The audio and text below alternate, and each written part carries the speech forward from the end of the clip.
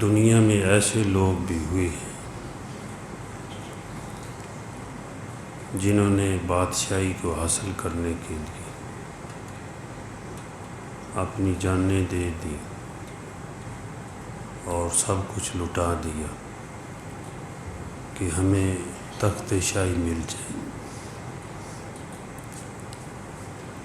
اور ایسے بھی لوگ ہوئے ہیں جو تخت شاہی کو چھوڑ کر بھاگ گئے، ہمیں اس کی ضرورت نہیں ہے۔ لوگ ان کی منتیں کرنے والے ہیں کہ تاج پہن لو، تخت لے لو، وہ کہتے نہیں بھائی ہم اس قابل نہیں ہیں۔ علماء نے لکھا ہے کہ اگر کسی کے اندر یہ صلاحیت ہے کہ وہ عوام کے حقوق کو ادا کر سکے گا تو پھر چاہیے کہ وہ بادشاہی کرے، خود چاہے فقیری میں رہے۔ اگر کوئی یہ سمجھتا ہے کہ میں بھائی یہ کام نہیں کر سکتا، میرے اندر یہ اہلیت نہیں ہے، صلاحیت نہیں ہے، تو وہ چھوڑ دے، اس کے لیے جائز بھی ہے۔ اور تاریخ عالم میں ایسے لوگ ہوئے ہیں جنہوں نے بادشاہی کو چھوڑ دیا، تخت شاہی کو چھوڑ کر بھاگ گئے۔ اسی لیے علامہ اقبال مرحوم نے یہ بات کہی ہے، نگاہ فقر میں شان سکندری کیا ہے۔ اس بادشاہی کو کوئی نہیں سمجھا۔ نگاہ فقر میں شان سکندری کیا ہے، خراج کی جو گدا ہے وہ کیسری کیا ہے۔ جگہ جگہ پہ مانگ کر اکٹھا کرنا ہے تو کہتے ہیں یہ کیا بادشاہی ہے۔ بتوں سے تجھ کو امید دیں، خدا سے نومیدی، بتوں سے تجھ کو امید دیں، خدا سے نومیدی، تو ہی تو بتا اور کافری کیا ہے۔ حضور صلی اللہ علیہ وسلم نے اپنی امت کو واقعہ سنایا،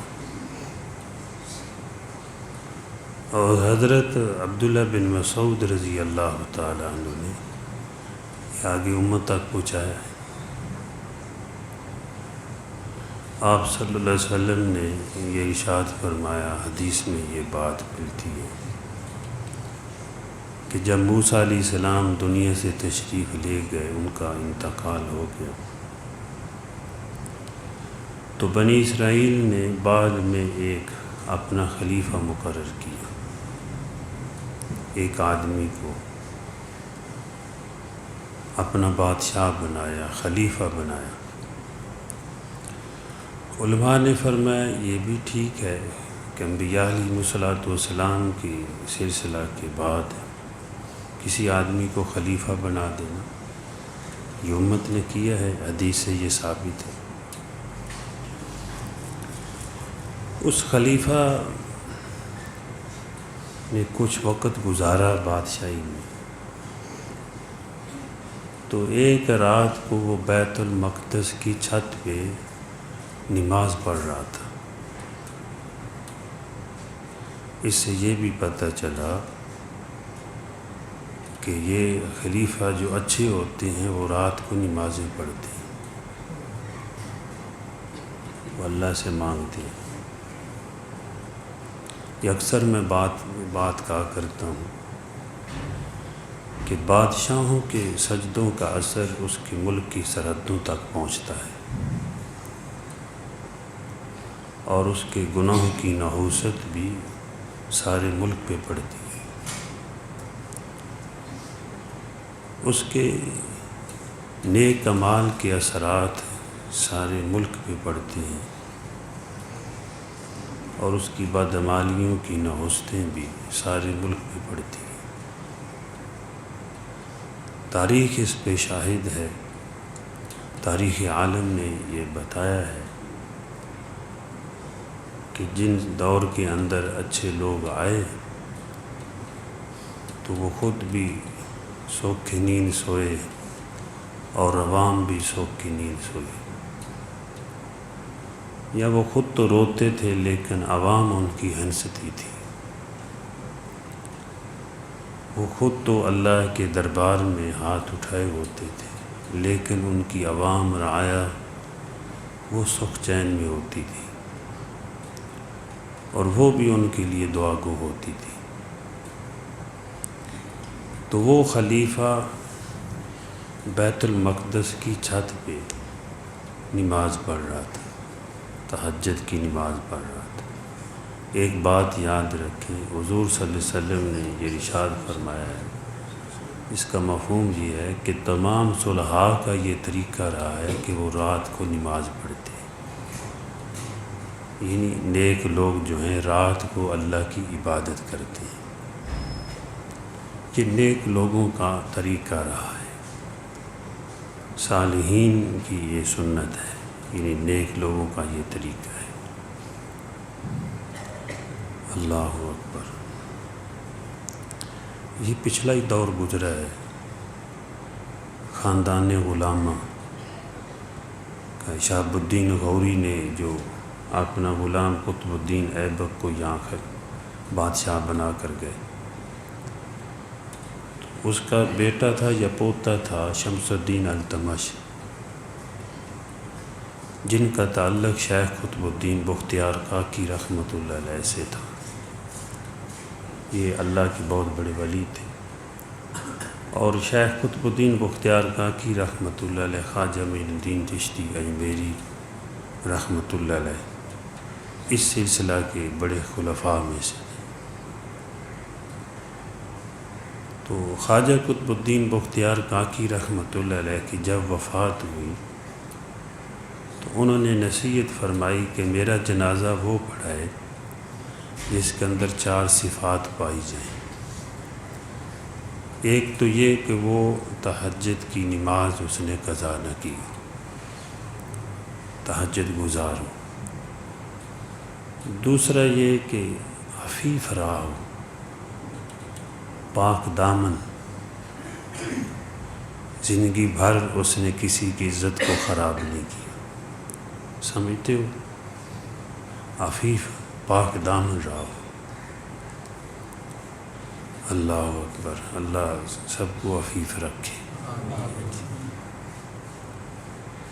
پاک دامن بڑے اچھے لوگ ہوتے ہیں، ان کی آنکھوں کے اندر حیا ہوتا ہے، وہ کسی کی بہو بیٹی کو غلط دیکھتے نہیں، گناہ تو بڑی دور کی دیکھتے بھی نہیں ہیں، یعنی بڑا گناہ کوئی کرے تو یہ دوسرا پاک دامن ہو، عفیف ہو۔ تیسری یہ ہے کہ وہ عصر کی سنتیں اس نے ہمیشہ پڑھی، اور ایک اور انہوں نے شرط لگائی، ایک پاک دامن ہو، عفیف، تہجد گزار ہو اور عصر کی سنتیں پڑھنے والا۔ بہرحال اس طرح کی جو ہے 4 انہوں نے صفات جو ہے بیان فرمائی کہ وہ میرا جنازہ پڑھا ہے، شیخ قطب الدین بختیار کاکی رحمۃ اللہ علیہ۔ تو جب جنازہ تیار ہو گیا تو کسی نے اعلان پھر کیا کہ بھئی وہ جنازہ پڑھائے جس کے اندر یہ 3-4 صفات ہوں۔ ہاں، جماعت کی نماز پڑھتا، جماعت کے ساتھ اس نے ہمیشہ نماز پڑھی ہو، عصر کی سنتیں قضا نہ کی ہو، یعنی نہ چھوڑی ہو، پاک دامن رہا ہو، عفیف ہو، کسی کی عزت کو عمر بھر خراب نہ کیا ہو، اور تہجد گزار ہو، رات کو نماز پڑھتا ہو۔ یہ 4 صفات جس کے اندر ہیں تو حضرت کی نصیحت ہے کہ وہ میرا جنازہ پڑھائے۔ اب بھائی وہاں پر بڑے بڑے علماء بھی تھے، صلحاء بھی تھے، نیک لوگ تھے، لیکن کسی کی جرت نہیں بڑی آگے بڑھنے کی، کوئی نہیں آگے آ رہا۔ تو پھر وقت کا بادشاہ شمس الدین التمش وہ آگے بڑھا، اس نے عرض کیا کہ حضرت میرا پردہ کھول دیا ہے۔ اس میں بھی راز تھا، حضرت نے کھولنا تھا کہ بادشاہوں کو بھی پتہ چلے، ایسے بھی لوگ ہوتے ہیں، اور بزرگوں کے ساتھ تعلق رکھنے والے بادشاہ بھی بزرگ ہوتے ہیں، اللہ والے ہوتے ہیں۔ تو نے کہا کہ الحمدللہ یہ چار صفات میرے اندر ہیں، میں نے ہمیشہ سنتیں بھی ادا کی ہیں اور تہجد کی نماز بھی پڑھی ہے، جماعت کے ساتھ نماز پڑھتا رہا ہوں، عفیف پاک دامن رہا ہوں، آج تک کسی کی عزت کو خراب نہیں کیا۔ تو انہوں نے نماز جنازہ پڑھائی۔ تو بادشاہ بھی ایسے ہوئے ہیں، لیکن ہوئے کیسے ہیں؟ ہوئے کیسے ہیں؟ وہ بھائی نیک لوگوں کے ساتھ ان کا تعلق تھا۔ جیسے شمس الدین التمش رحمۃ اللہ علیہ، ان کا تعلق شیخ قطب الدین بختیار کاکی رحمۃ اللہ علیہ کے ساتھ، ان کی صحبت میں پلے ہیں، بیٹھے ہیں۔ جیسے کہ اورنگزیب عالمگیر کا تعلق خواجہ کے ساتھ، جنہیں جو حضرت مجدد الثانی رحمۃ اللہ علیہ کے جو بیٹے تھے ان سے تعلق تھا۔ تو کتنے بڑے عالم ہوئے، کتنے بڑے بزرگ ہوئے۔ تو نیک لوگوں کے ساتھ جن کا تعلق ہوتا ہے بھائی، نیکی آتی ہے، نہ بھی جی چاہے تو پھر بھی کچھ نہ کچھ آدمی نیکی کر لیتا ہے۔ لیکن یاد رکھیں، نیک لوگوں کے پاس اٹھنے بیٹھنے والے جو ہیں نیک ہی کہلواتے ہیں، بری صحبت میں بیٹھنے والے برے ہی کہلواتے ہیں۔ یہ ایسے لوگوں کے پاس بیٹھتے ہیں۔ اب ایک بچہ ہے، لڑکا ہے، گھر سے ٹوپی پہنتا ہے، مسجد میں آتا ہے، راستے میں سلام کرتا ہے، اور مسجد میں آ کر ادب و احترام کے ساتھ مسجد میں داخل ہوتا ہے، نماز پڑھتا ہے، یہاں نماز پڑھ کر واپس جاتا ہے، راستے میں سلام کرتا ہے، اپنے اعمال کر رہا ہے۔ بتاؤ، دیکھنے والے بھی کہیں گے یہ کتنا بچہ اچھا ہے، یہ فلاں کا لڑکا بھی کتنا اچھا ہے۔ تو نیکی کے اثرات جو ہیں وہ معاشرے پر بھی مرتب ہوتے ہیں۔ تو نیک لوگوں کے ساتھ تعلق ہونے کی برکت سے بادشاہ بھی بزرگ ہوئے ہیں، نیک ہوئے ہیں، اللہ کے ولی ہوئے۔ یہ سلطان ٹیپو رحمۃ اللہ علیہ، حضرت مدنی رحمۃ اللہ علیہ سے کسی نے پوچھا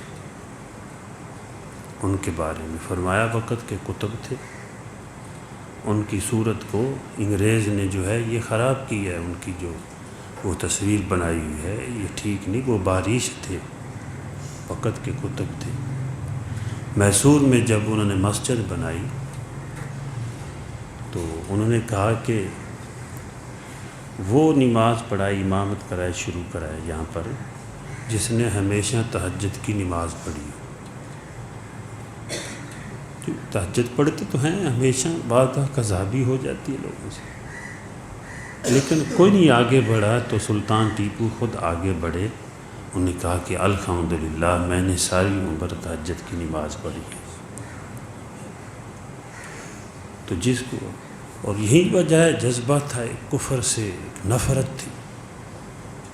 مقولہ ان کا مشہور ہے، گیدڑ کی 100 سالہ زندگی سے شیر کی ایک دن کی زندگی بہتر ہے۔ مسلمان بن کر جینا، اللہ والا بن کر جینا، اور گناہوں کی زندگی ہزاروں کے ساتھ، ہزاروں سال کے ساتھ گزار کر جینا، یہ اس سے بہتر ہے ایک دن مسلمان کی جو اللہ کو راضی کر کے زندگی گزارتا ہے۔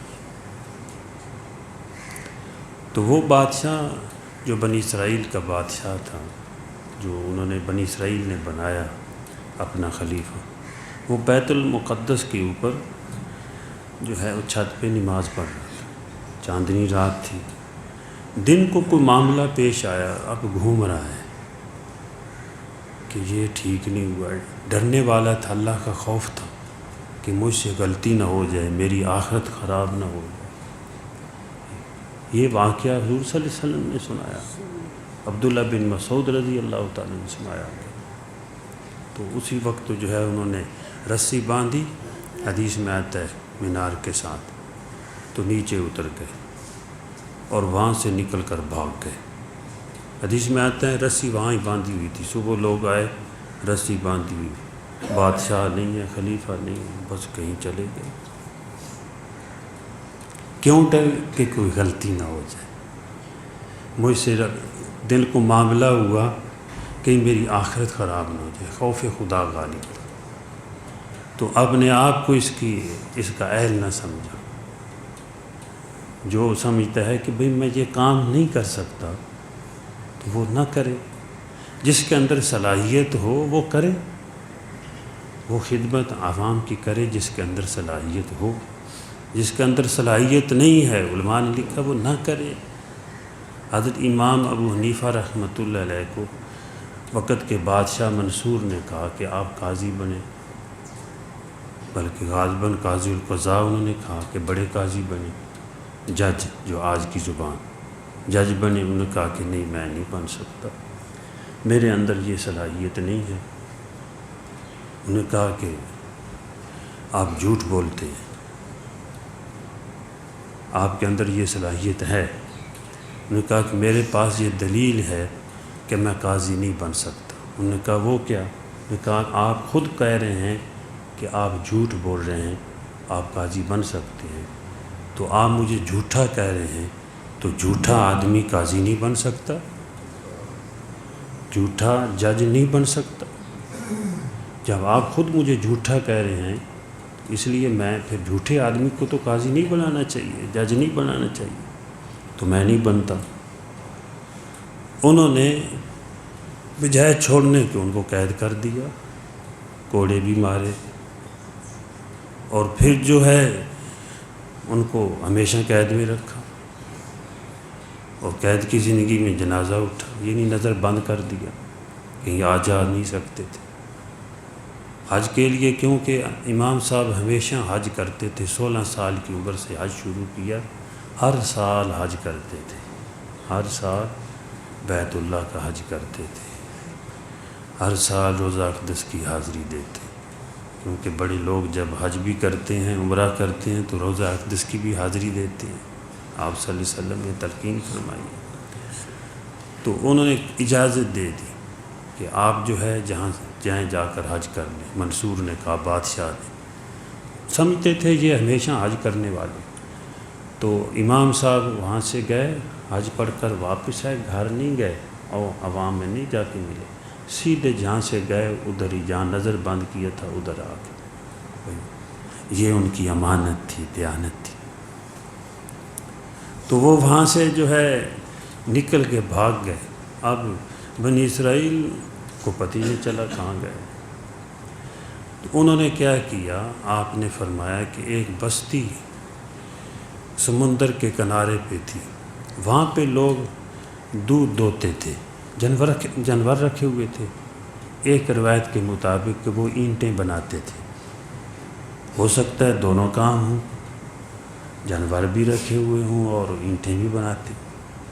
تو وہ اینٹیں بناتے تھے۔ وہ بادشاہ جو بیت المقدس کے چھت سے نیچے اتر کے بھاگ کر گیا تھا، ان کے ساتھ جا کر اینٹیں بنانے لگا، ذرا اپنے چہرے کو ڈھانپ ڈھونپ کے رکھتا تھا۔ دیکھو بھائی، جو بڑے لوگ ہوتے ہیں ان کے چہرہ جو ہے پیشانی وہ کچھ بتاتی ہے کہ یہ کس طرح کے لوگ ہیں۔ بادشاہوں کے اور مزدور کے چہرے جو عام لوگوں کے فرق تو ہوتا ہے، زندگی گزارنے کے ایک سلیقہ ہے۔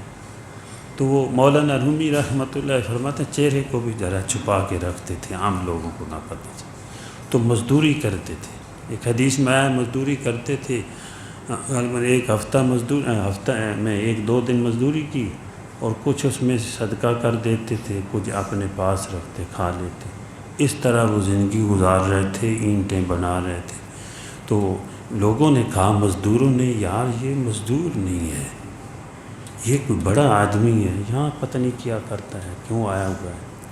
انہوں نے اپنے سردار کو، بادشاہ کو بتا دیا بادشاہ نے بلایا اس کو کہ میری بات سنو. اس نے کہا مجھے کیا بادشاہ سے، مجھے کیا ضرورت ہے، میں نہیں جاؤں گا. پھر دوبارہ اس نے بلایا، اس نے کہا کہ میں نہیں جاتا، مجھے ضرورت ہی نہیں ہے اس کے پاس جانے کی. فقیر لوگ تو خود ہی بادشاہ ہوتے ہیں.